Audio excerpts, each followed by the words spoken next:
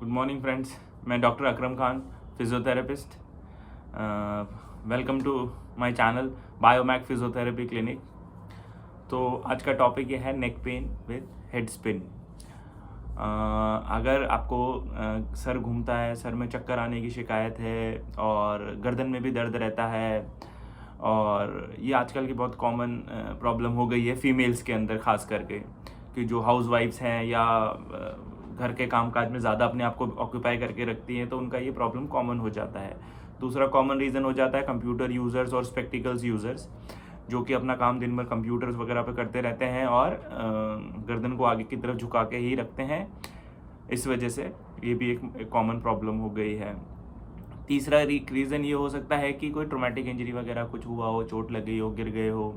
Sir में कुछ हो गया हो, इसी वजह से कुछ चोट लगी हो बाहरी, या मसल टाइट हो गई हो, उसकी वजह से भी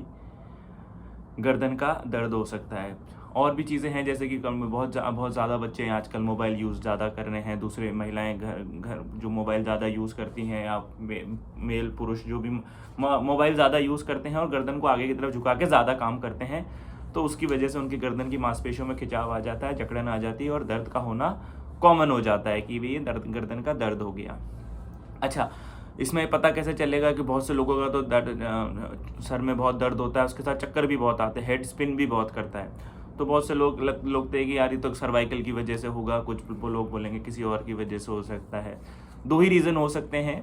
पहला रीज़न ये है कि सर्वाइकल स्पॉन्डिलाइटिस हो गया है, अर्ली डिजेनरेटिव चेंजेस आ गए हैं, नसों में दबाव आ गया है, इसकी वजह से गर्दन में दर्द हो रहा है, और गर्दन के दर्द की वजह से सर में, क्योंकि जो मांसपेशियां हैं पूरी अटैच होती है सर तक, तो वो जब जैसे ही टाइट होगी, एक्सर्शन होगा, तो पेन आपको फील होगा, सर में भारीपन लगेगा और हो सकता है कि चक्कर भी आने लग जाए। दूसरा रीज़न ये हो सकता है कि अगर आपका कोई चक्कर का दूसरा रीज़न हो सकता है कि वर्टाइगो। अच्छा, ये दो एक अलग अलग चीज़ें हैं। एक तो है डिजीनेस, नॉर्मल डिजीनेस, जो सर किसी भी गर्दन दर्द के साथ हो सकती है, किसी भी गर्दन दर्द के साथ उसको चक्कर आ सकते हैं कि भाई गर्दन में दर्द हुआ, फिर चक्कर आया, उसके बाद मुझे चक्कर में कंट्रोल नहीं हो रहा। दूसरा रीज़न हो सकता है वर्टाइगो हो।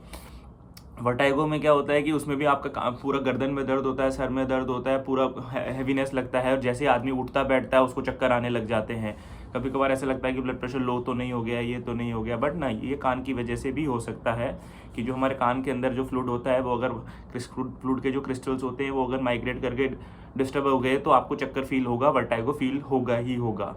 और इन दोनों में, डिजीनेस और वर्टाइगो में, मेनली क्या डिफरेंस है? डिजीनेस में क्या होता है कि जब आप बैठे हो, लेटे हो, तो आपका सर घूम रहा है, आप खुद घूम, ऐसा लग रहा है कि मेरा सर घूम रहा है, सर घूम रहा है, सर घूम रहा है, तो this is called normal dizziness. Vertigo में क्या होता है, जो हमारा कान की वजह से होता है, जिसमें सबसे बड़ा इंपॉर्टेंट है कि जैसे आप बैठते हो, खड़े होते हो, तो आपका सर के साथ साथ पूरी दुनिया घूम रही है, सराउंड पूरा आपका घूम रहा है। तो ये बहुत बड़ा अंतर है दोनों के बीच में, नॉर्मल डिजीनेस और वर्टाइगो में, कि अगर आप खुद घूम रहे हो तो इसका मतलब है कि डिजीनेस है, नॉर्मल है, सर्वाइकल की वजह से हो सकता है। अगर आपके साथ साथ आपका पूरा हेड के साथ साथ पूरी दुनिया चारों तरफ से घूम रही है, इसका मतलब है सोते उठते बैठते वक्त आपको वर्टाइगो का प्रॉब्लम अटैक हुआ है, तो आपको इसके लिए कंसल्ट करने की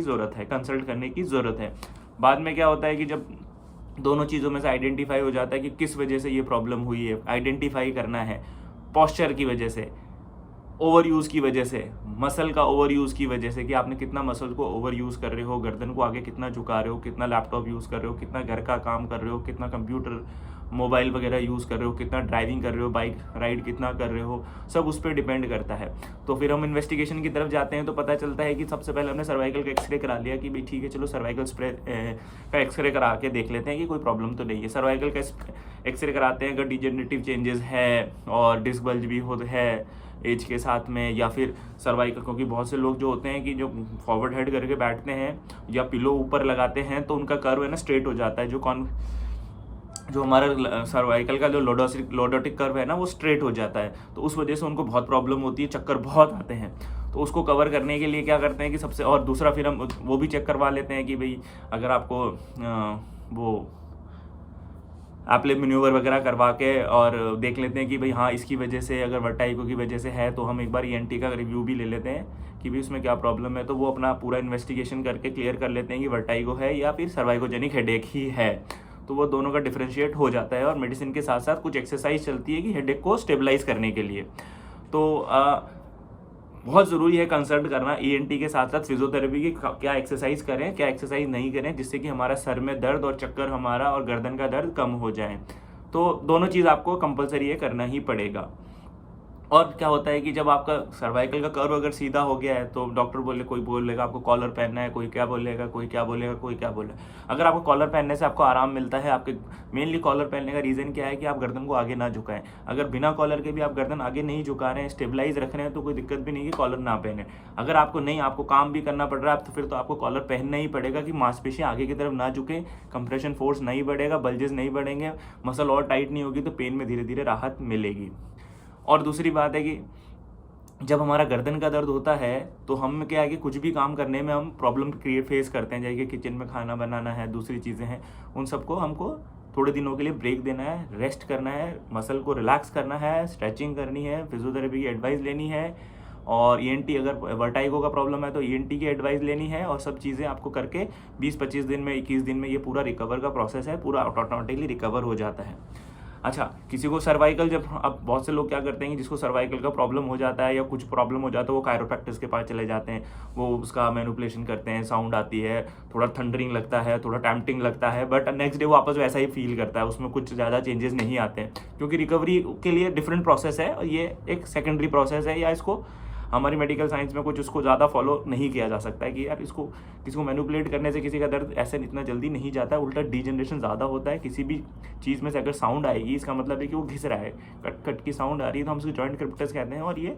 आपके बोन को डीजनरेट कर रहा है और आपके धीरे धीरे इन फ्यूचर में आपकी नसों के साथ में भी प्रॉब्लम क्रिएट कर देगा।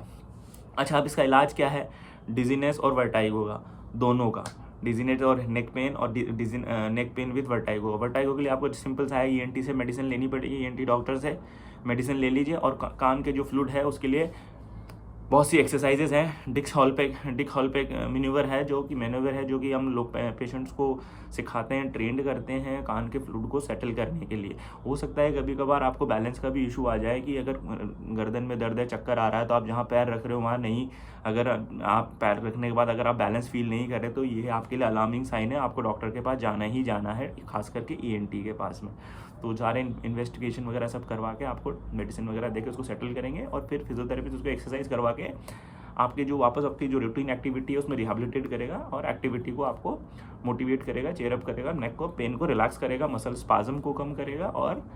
आपका जो मूवमेंट है नेक का उसको प्रॉपरली पूरा करेगा। अब क्या करना होता है कि भाई सब चीज़ें होगी, डॉक्टर को दिखा लिया, थेरेपिस्ट को दिखा लिया, सब चीज़ें ठीक भी हो रही है, हम 20-21 दिन में ठीक हो गया, कि हम क्या ऐसा करें कि हमें दोबारा ये चीज़ें फेस नहीं करनी पड़े। सबसे इंपॉर्टेंट चीज़ है एर्गोनॉमिक्स, पोस्चर। आप किस चीज़ को, गर्दन को क्यों झुका रहे हैं बार बार, या एर्गोनॉमिक्स आपका सही नहीं है कि आपका काम उसको आपको गर्दन झुकाने के लिए अलाउ करता है। सबसे बड़ी चीज़ है कि अगर आप अपने एर्गोनॉमिक्स और पोस्चर को करेक्ट करेंगे तो ये प्रॉब्लम दोबारा फेस नहीं होगी। फर्स्ट थिंग, लैपटॉप्स और मोबाइल और जो भी यूज़र हैं उसको थोड़ा हाइट को एडजस्ट करके अपनी आई लेवल के ऊपर रखना है, और गर्दन को झुकाना नहीं है, सीधा आई लेवल के ऊपर रखेंगे तो गर्दन हमेशा स्ट्रेट ही रहेगी, शोल्डर रिलैक्स रहेंगे, रिट्रैक्ट रहेंगे, रिएक्ट पोजीशन में हमको बैठना है। दूसरी चीज़ क्या होता है, आपका स्लीपिंग पोस्चर है। हम बहुत से लोग क्या करते हैं कि सो के तकिए 2-2, 3-3 तकिए लगा के सोते हैं, जिससे गर्दन का पोस्चर आगे की तरफ फॉरवर्ड बेंडिंग होकर ही रहता है, और थोड़े दिनों बाद में मसल स्पाज्म आ जाता है और पेन शुरू हो जाता है, वो रिकवर ही नहीं होता है। कभी डॉक्टर के पास जा रहे हैं, कभी क्या जा रहे हैं, कभी थेरेपिस्ट के पास जा रहे हैं, और अगले दिन वापस सेम प्रॉब्लम लेके आते हैं। क्योंकि वो ओवर यूज़, ज़्यादा पिलो या बोल्स्टर वगैरह यूज़ करते हैं और घंटों मोबाइल चलाते हैं, और उसकी वजह से उनको, या लैपटॉप चलाते हैं, उसकी वजह से उनकी मसल का बुरा हाल हो जाता है, तो उसका रिकवरी टाइम और बढ़ जाता है। तो रिकमेंडेड ये होगा कि पतला पिलो यूज़ करें, और साइड लाइन में लेटें तो अपना ये वाला गैप मेंटेन करके रखें साइड लाइन में। जब आप उल्टा लेटें, आपका पोजीशन, आपका अलग अलग कंफर्टेबल पोजीशन है, वो आप अचीव कर सकते हैं।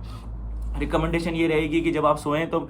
स्क्रीन टाइम को कम से कम करने की कोशिश करें, कि मतलब आपको स्क्रीन टाइम बढ़ाना नहीं है। आपको जैसे ही आप बिस्तर पे जाएं, सोने का टाइम हो गया, अपना मोबाइल को साइड में रखिए और सो जाइए, ठीक है। अगर आप सोते वक्त या आपको यूज़ करने की बैड हैबिट है, उस हैबिट को आपको इंप्रूव करना पड़ेगा। यही एर्गोनॉमिक्स और पोस्चर के लिए सबसे बढ़िया एडवाइस है, कि अगर आप जैसे आप सोने के लिए जाते हैं, अपने मोबाइल को यूज़ ना करें, तुरंत सो जाएँ और अपनी गर्दन को नीचे दें, रिलैक्स करें और सो जाएँ, और कुछ भी नहीं करना है। छोटे मोटे स्ट्रेचेस वगैरह थेरेपिस्ट बताएंगे आपको, या फिजियोथेरेपी मोडालिटी के यूजेस करेंगे हम, वो सब चीज़ें कराएंगे, और पोस्चर को कंट्रोल करने की कोशिश करेंगे। सिटिंग में, स्टैंडिंग में, सब में आपका पोस्चर का असेसमेंट किया जाता है, और उस असेसमेंट के अकॉर्डिंग आपके नेक मसल को और सबको रिलैक्स किया जाता है। अगर डिस्क बल्ज ज़्यादा है, डिजनरेशन ज़्यादा है या प्रॉब्लम ज़्यादा है तो आप न्यूरोलॉजिस्ट से भी कंसल्ट कर सकते हैं कि इसका मेडिसिन में क्या क्या चलेगा। न्यूरोलॉजिस्ट आपको अच्छे से बता देंगे। फिजियोथेरेपी पॉइंट ऑफ व्यू से फिजियोथेरेपी सारी एक्सरसाइज वगैरह सब आपको एक्सप्लेन कर देगा, फिजियोथेरेपी मोडालिटी यूज़ कर लेगा। और ENT आपका कान की सारी जांच कर लेगा कि कान में कोई इन्फेक्शन तो नहीं है, कोई फ्लूइड में इन्फेक्शन तो नहीं हो गया है। कभी कभार कुछ प्रॉब्लम्स हो जाती है, सर्दी खांसी जुकाम लग जाता है, जुकाम ज़्यादा हो जाता है, तब भी कान में दर्द होता है, सर्वाइकल हेडेक भी हो सकता है, हेड स्पिन वगैरह की प्रॉब्लम भी आ सकती है। तो हमें इन सब चीज़ों का ध्यान रखते हुए सिर्फ अपनी एक्टिव लाइफस्टाइल पे फोकस करना है, वॉकिंग एक्सरसाइज पे फोकस करना है और रिकवरी पे काम करना है, क्योंकि ये कॉमन प्रॉब्लम है आजकल हेडेक, सर्वाइकोजेनी हेडेक, वर्टाइगो। डॉक्टर आपको मेडिसिन देंगे, थेरेपिस्ट आपको एक्सरसाइज बताएंगे, बट जब तक आप अपनी लाइफस्टाइल में चेंजेस नहीं करोगे इन दर्द से कभी आराम नहीं मिलेगा। तो लाइफस्टाइल में चेंजेस करने के लिए सबसे इंपॉर्टेंट है आपके पोस्चर को मेंटेन करके रखें, एर्गोनॉमिक्स मेंटेन करके रखें, फाइंड आउट करें कि आप ऐसा क्या काम कर रहे हैं अपने सराउंडिंग में, आपके रूटीन वर्क में, ADL activity of daily living में, जिसकी वजह से आपको हेडेक हो रहा है। वो पिलो ज़्यादा ऊंचा लगा रहे हो, गर्दन ज़्यादा झुका के रख रहे हो, या कंप्यूटर ज़्यादा यूज़ कर रहे हो, मोबाइल ज़्यादा यूज़ कर रहे हो, किस वजह से हुआ है, वो सब चीज़ें आप आइडेंटिफाई करेंगे, पोस्चर को करेक्ट करेंगे, एर्गोनॉमिक्स फॉलो करेंगे, डू एंड डोंट फॉलो करेंगे, तो सर्वाइकल पेन आपको फ्यूचर में कभी नहीं होगा। और कोशिश करेंगे कि मसल को हमेशा रिलैक्स रखें। जब भी प्रॉब्लम होती है डॉक्टर्स के पास जाएँ, आपको डॉक्टर से एडवाइस लें, न्यूरोलॉजिस्ट से एडवाइस लें, ENT से एडवाइस लें, फिजियोथेरेपिस्ट से एडवाइस लें। एक कंबाइंड अप्रोच के साथ में आप बहुत जल्दी रिकवर हो जाते हैं। बट आप इधर उधर जाने के लिए भटकते हैं, लोग कभी इधर जा रहे हैं, कभी उधर जा रहे हैं, इधर जा रहे हैं, फाइनली उनको मेडिसिन से ही आराम मिलता है और फाइनली फिजियोथेरेपिस्ट गाइडेड जो एक्सरसाइजेज हैं उसी से उसको आराम मिलता है। तो अगर आपको और भी कोई डाउट है, वर्टाइगो, डिजीनेस और किसी और चीज़ को लेके, सर में दर्द, गर्दन में दर्द, चक्कर आना है और कोई भी प्रॉब्लम है जिसकी वजह से कि आपको प्रॉब्लम फेस करनी पड़ रही है, तो आप मुझे कमेंट करके बताइए, मैं उसके बारे में ज़रूर आपको बताऊंगा और हम एक डिस्कशन कर लेंगे। Thank you very much. मेरे चैनल बायोमैक फिजियोथेरेपी क्लिनिक को लाइक करें, शेयर करें, सब्सक्राइब करें। ऐसे यूज़फुल और इन्फॉर्मेशन मैं आपके साथ शेयर करता रहूँगा और किसी को कोई भी डाउट है तो आप मुझसे कमेंट करके पूछ सकते हैं, मैं उसका रिप्लाई ज़रूर दूँगा। Thank you very much. Best of luck.